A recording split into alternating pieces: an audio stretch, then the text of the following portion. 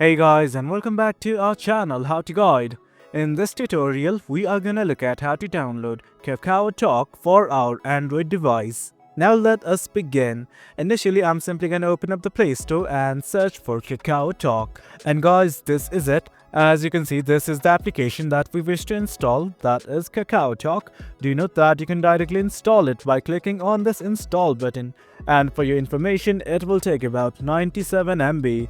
Do note that if you want detailed information regarding this application, simply click on the app icon, and once you do that, you will be redirected to this page.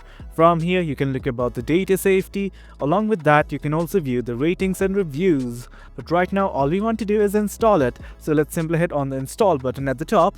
And guys, that's it. That's how we download KakaoTalk on your mobile device. The process is quite easy, but do note that it might take some time to install depending upon your internet speed.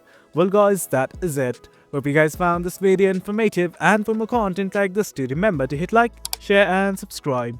Your support fuels us. Until next time, thank you.